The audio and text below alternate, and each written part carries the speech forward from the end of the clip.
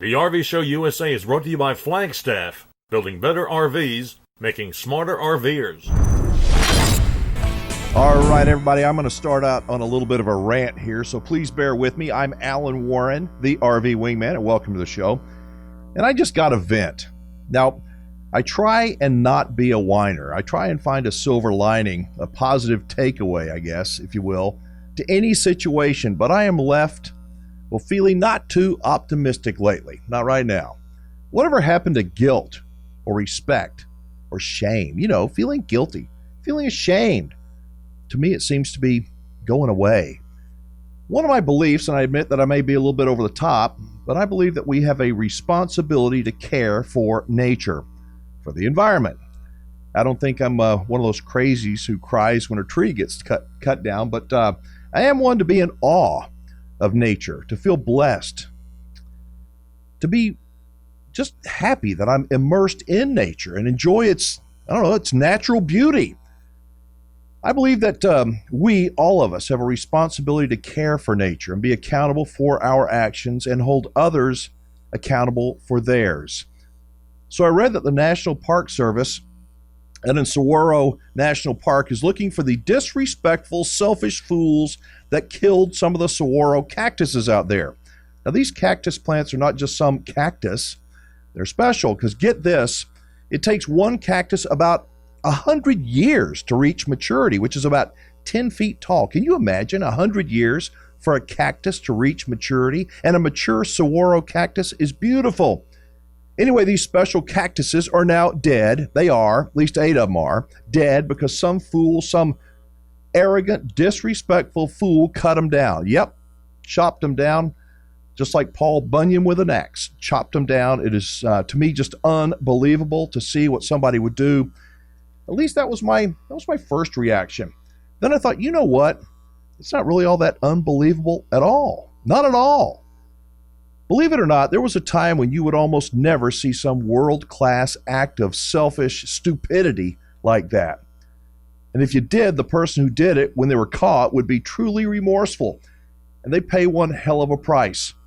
Not just a financial price to replace or repair whatever they destroyed, but a price of guilt, of feeling ashamed, a price of knowing that they screwed up and that they'd never do it again. But I don't see that. I don't see that today. Who in the world would travel to a national park, go on a hike into a sanctuary of nature, and then think it's okay to destroy things that took 100 years to grow? If you did that, wouldn't you feel just a little bit guilty? God, I hope so. Then again, I may be wrong. Sadly, I think that the dirtbags who decapitated the cactus most likely feel no regret, no shame. They don't care. They don't care.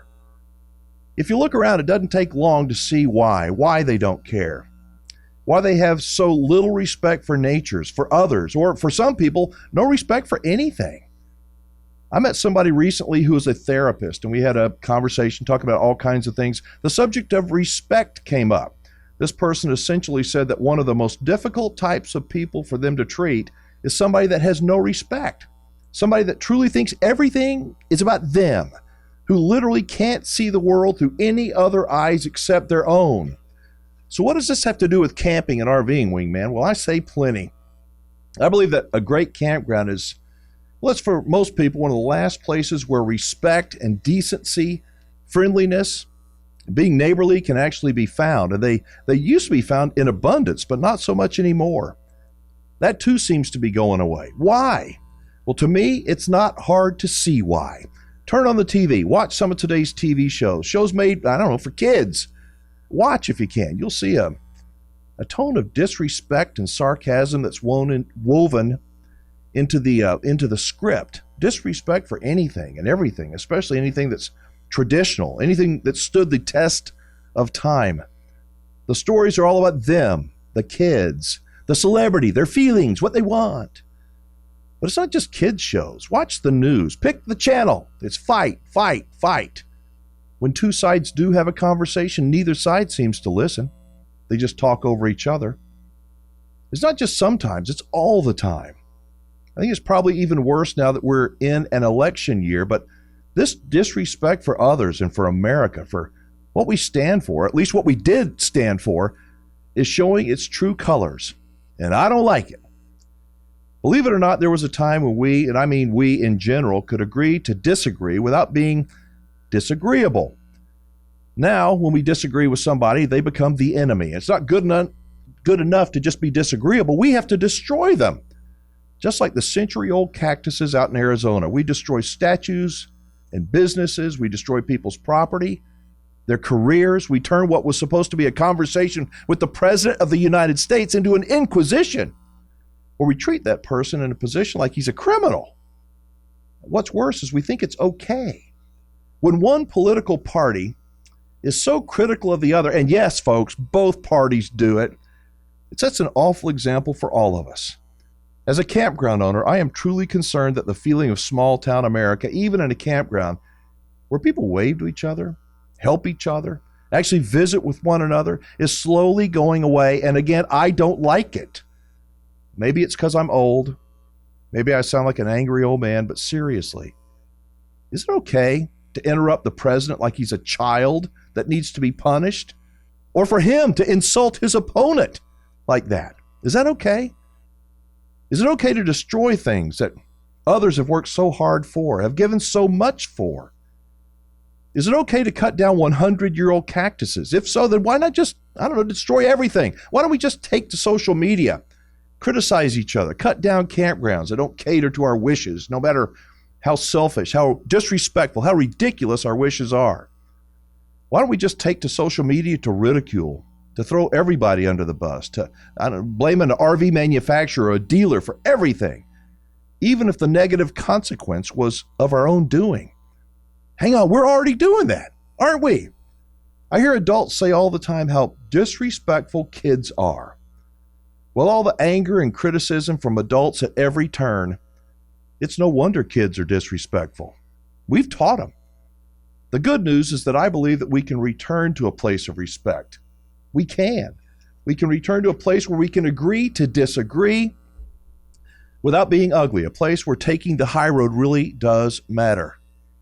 For me, I still believe that, well, for most of us, we find a tiny slice of kindness, that peace that we're looking for, that, the kind of feeling that seems to be missing in so many of us when we're in the city, but we can find it in a nice campground. I challenge you to think about what I'm saying. Take the high road. Be kind. Be understanding. Lead by being a great example. As for the vandals who killed the century-old saguaros, I hope they get caught. I do. I hope they pay one hell of a price. A big one. But I think the best price that they could pay is the price of being embarrassed, truly remorseful, and make up for their bad deeds by being a positive example for others. We all screw up. We do. Yes, even you out there who says, I don't screw up. It's what we do after we screw up that I think really matters. When I see the recent interest in RVing, it does give me a sense of optimism. It really does. I think, or at least I want to believe, that the desire to go RVing is in part due to the desire to escape the rat race. It's due to the desire to find something that many people today are missing. I know I find peace when I'm in a campground. I hear that from so many others.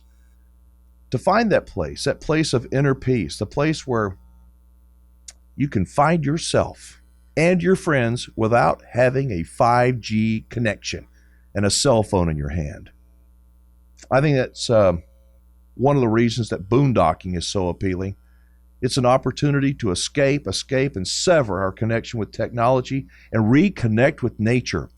If you are new to RVing, if you are new to camping, or you are considering becoming an RVer, I want to welcome you. You will meet the nicest, most respectful, most fun, smartest people ever in a great campground. And you know what? You will meet more of them, a lot more of them, when you become the nicest, most helpful, respectful, and most fun person in the campground. And that is a fact.